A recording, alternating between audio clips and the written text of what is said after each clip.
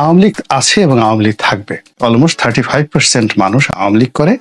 আপনি তাদেরকে দমিয়ে রাখতে পারবেন, তাদেরকে মূল রাজনৈতিক কর্মকাণ্ড থেকে আলাদা করে রাখতে পারবেন, কিন্তু তাদের হৃদয় থেকে, মন থেকে আপনি নৌকা, জয় বাংলা, শেখ হাসিনা, বঙ্গবন্ধু এই নামগুলো মুছতে পারবেন না। এগুলো থেকেই যাবে। বর্তমানে যারা আছে শেখ হাসিনার তুলনায় সব দিক থেকে দুর্বল, সব দিক থেকে অসহায় এবং সব দিক থেকে দক্ষতা এবং অভিজ্ঞতাহীন একটা গোষ্ঠী।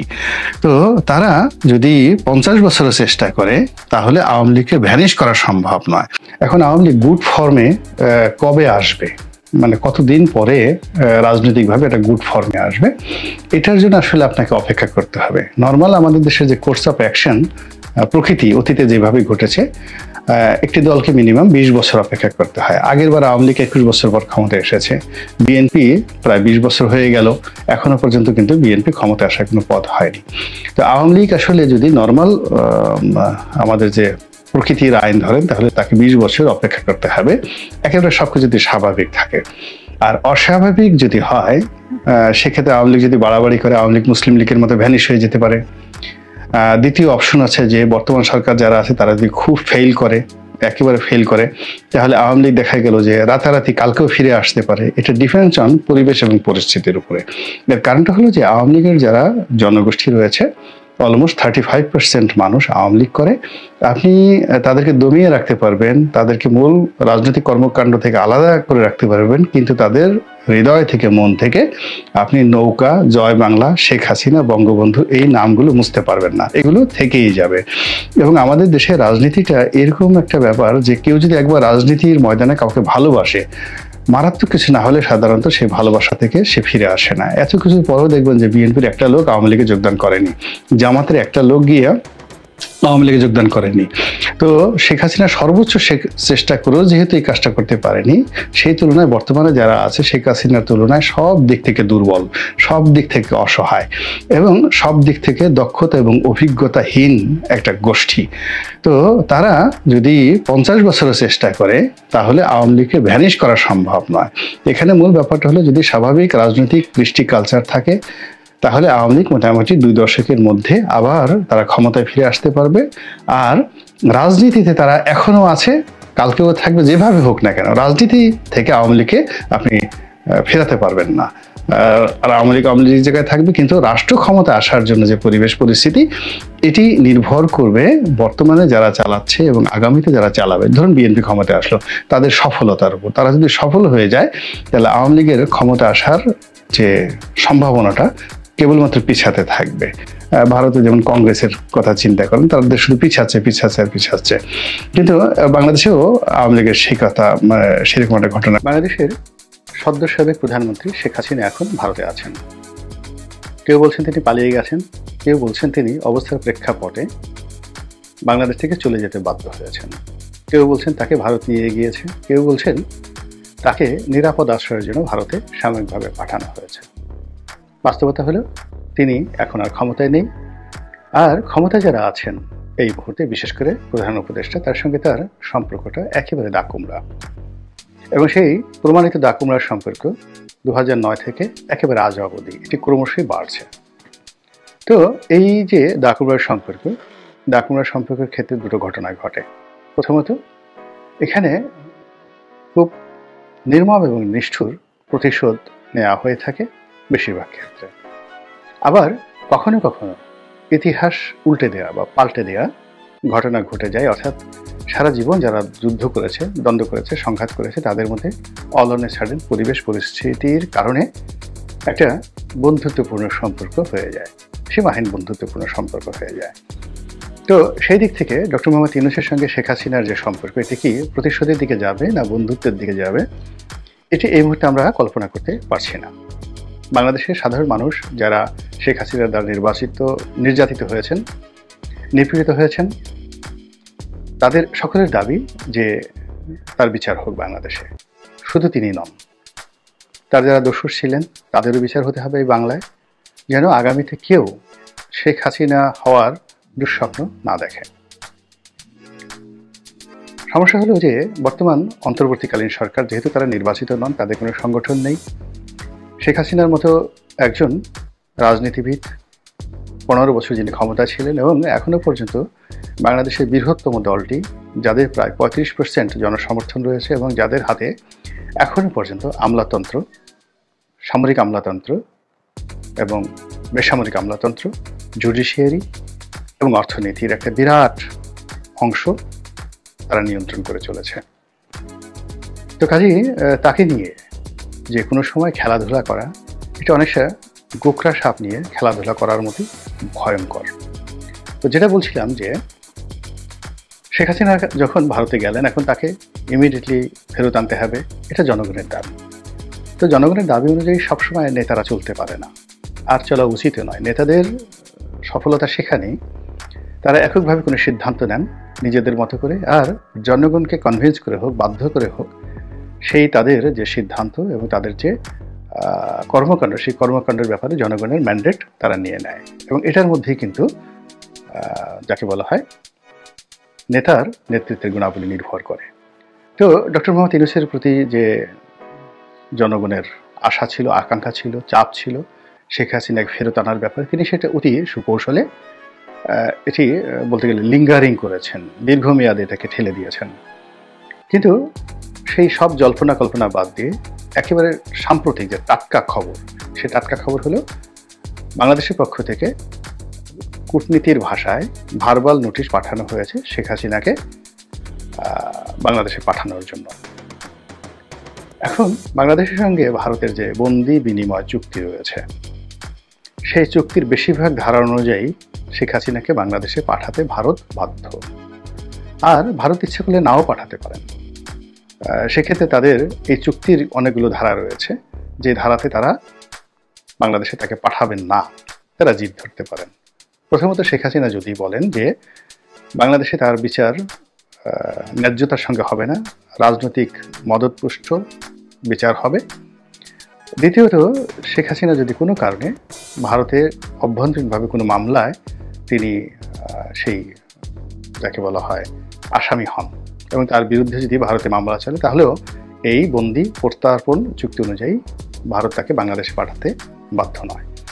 ঘটনা যাই হোক না কেন, এই যে বাংলাদেশ হঠাৎ করে শেখ হাসিনাকে যে ফেরত পাঠানোর ব্যাপারে যে ডিপ্লোম্যাটিক ভার্বাল নোটিশ পাঠালো, এটা কেন, কি কারণে?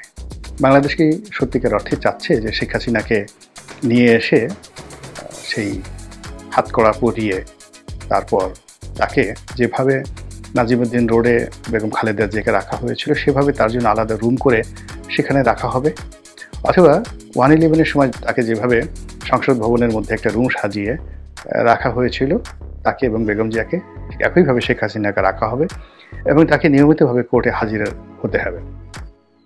বেগম খালেদা জিয়া যেভাবে কোর্টে হাজির হয়েছেন, নিম্ন আদালতে হাজির হয়েছেন, তারপরে তার জন্য যে আলাদা ট্রাইব্যুনাল করা হয়েছিল সেই ঢাকা আলিয়া মাদ্রাসার মাঠে, সেখানে তিনি এসেছেন।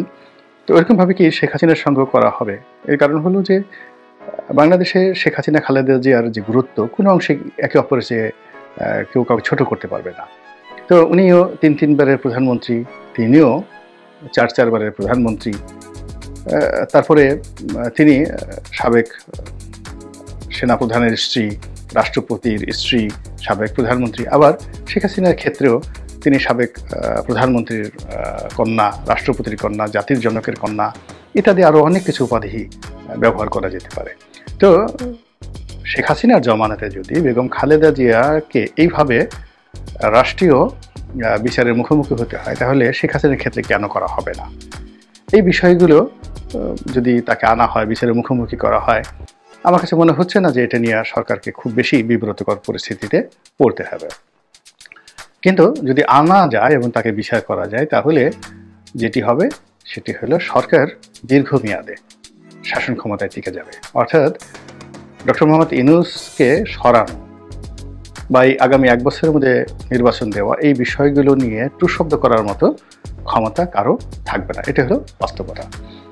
দ্বিতীয় আরেকটা বিষয় নিয়ে আলোচনা হচ্ছে, সেটি হলো ভারতকে একটা বিব্রতকর পরিস্থিতিতে ফেলে দেওয়ার জন্য। এর কারণ হলো যে শেখ হাসিনাকে ভারত যে আশ্রয় দিয়েছে, এটি নরেন্দ্র মোদীর একক কোনো সিদ্ধান্তের কারণে এটি করা হয়নি। যেটি করা হয়েছিল তা হলো তিনি যখন ভারতে গেলেন তখন তাকে ভারতে রাখা হবে, নাকি ইংল্যান্ডে পাঠিয়ে দেওয়া হবে, নাকি রাশিয়ায় পাঠিয়ে দেওয়া হবে।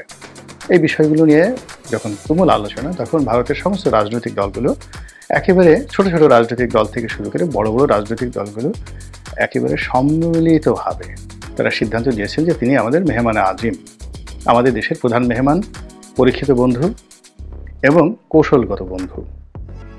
কাজেই আজ তিনি আমাদের কাছে আশ্রয় নিতে এসেছেন এবং তিনি তার জীবদ্দশায় বাংলাদেশের ক্ষমতায় যতদিন ছিলেন ভারতকে যা কিছু দিয়েছেন, করেছেন, এর কৃতজ্ঞতা ভারতকে প্রকাশ করতে হবে এবং তা যদি ভারত না করে তাহলে আগামীতে ভারতকে কোনো দেশ, রাষ্ট্র, ব্যক্তি বিশ্বাস করবে না। শেখ হাসিনাকে আশ্রয় দিতে হবে।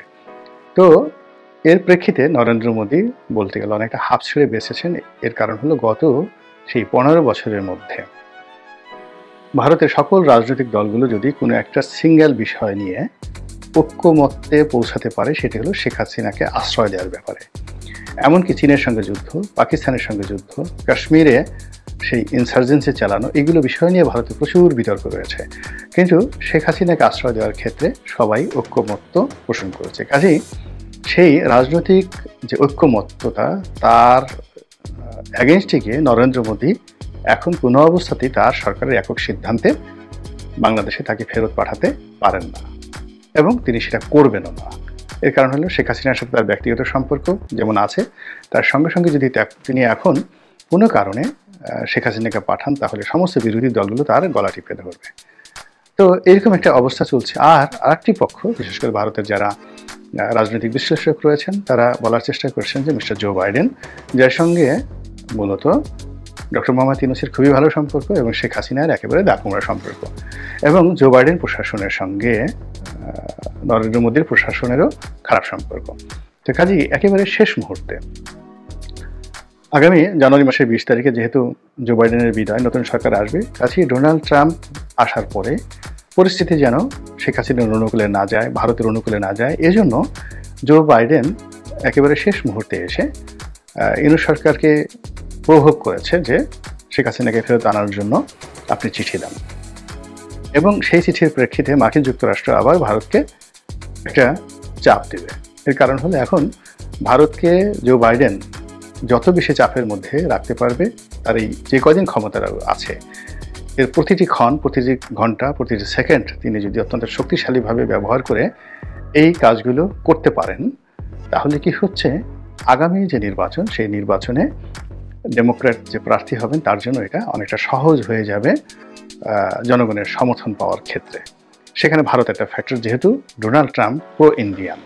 তো এই কারণে যেটা ভারতের যারা মিডিয়া, তাদের বলা বক্তব্য হলো, যারা বিশ্লেষণ করছেন সাংবাদিকরা, তাদের বক্তব্য হলো মূলত ভারতকে আন্তর্জাতিক অঙ্গনে একটা চাপ দেওয়ার জন্যে মূলত আমেরিকা এই কাজটি ডক্টর মোহাম্মদ ইউনূসকে দিয়ে করিয়েছে। এবং ডক্টর মোহাম্মদ ইউনূস এই সময়টাতে এই ঝুঁকি নিয়েছেন। এটা তার জন্য খুবই বড় ঝুঁকি। প্রথম ঝুঁকি হলো, যদি ভারত তাকে না দেয়, ডাইরেক্টলি না করে দেয়, তাহলে ভারতের সঙ্গে সম্পর্ক উন্নয়নের যে চেষ্টা পর্দার আড়ালে দূর সরকারি করে যাচ্ছিল, সেই চেষ্টাটি এই একটি ঘটনা দ্বারা ব্যাহত হলো। এটি তার পক্ষে সামাল দেওয়া কঠিন হয়ে যাবে। দ্বিতীয় যে ঘটনাটি, সেই ঘটনাটি হলো, যদি শেখ হাসিনাকে আসলে ভারত দিয়েই দেয়, বাংলাদেশে পাঠিয়ে দেয়, তাহলে পুরো পরিস্থিতি কি ডক্টর মোহাম্মদ ইউনূস সামাল দিতে পারবেন? এর কারণ হলো, উনি বাংলাদেশে আসার সঙ্গে সঙ্গে যে একটা পরিবেশ এবং পরিস্থিতি তৈরি হবে, সেই পরিস্থিতির 1 নম্বর সমীকরণ হলো বিএনপি এবং আওয়ামী লীগ একদিকে এসে যাবে। এবং শেখ হাসিনাকে যেহেতু গ্রেপ্তার করা হয়েছে, কাজেই সরকারের সাহস নিয়ে, শক্তি নিয়ে বিএনপির যে আতঙ্ক, এটি আরও বাড়বে। এবং তারা মনে করবে যে আওয়ামী লীগকে যে জালে ফেলা হয়েছে, 11-11 মতো ঠিক একই জালে বিএনপিকেও ফেলা হবে। কাজেই তারেক রহমানের দেশে ফিরে আসা, বেগম জিয়ার বিদেশে যাওয়া অথবা বাংলাদেশে থাকা, পুরো প্রক্রিয়াটি তাদের জন্য বুমেরাং হয়ে পড়বে। এবং তখন বিএনপি এবং আওয়ামী লীগ যদি এক হয়ে যায়, তখন রাজপথে এমন একটা পরিবেশ সৃষ্টি হবে, এর ফলে সরকারকে কেবলমাত্র তার যে বাহিনীগুলো রয়েছে, রাষ্ট্রীয় বাহিনী, তাদের উপর নির্ভর করতে হবে। এর কারণ হলো, এই দুটো দলকে মোকাবেলা করার মতো কোনো রাজনৈতিক প্ল্যাটফর্ম, শক্তি দেশের বাইরে ইউনূস সরকারের নাই। কাজেই শেখ হাসিনার এই যে বিষয়টি নিয়ে যা কিছু হচ্ছে এটা যে কেবলই মাত্র বাতচিত খেলাধুলা তা নয়, এর পেছনে দীর্ঘমেয়াদে অনেকগুলো চক্রান্ত রয়েছে, এর অনেকগুলো দীর্ঘমেয়াদে ফলাফল রয়েছে এবং এর ফলে আমাদের আগামী দিনের রাজনীতির অনেক বিষয় নির্ভর করছে বা এর মাধ্যমে অনেকগুলো বিষয় মীমাংসিত হবে বা অমীমাংসিত থেকে যাবে। আল্লাহ আমাদের সবাইকে হেদায়েত দান করুন এবং হেফাজত করুন। আসসালামু আলাইকুম ওয়া রাহমাতুল্লাহি ওয়া বারাকাতুহু।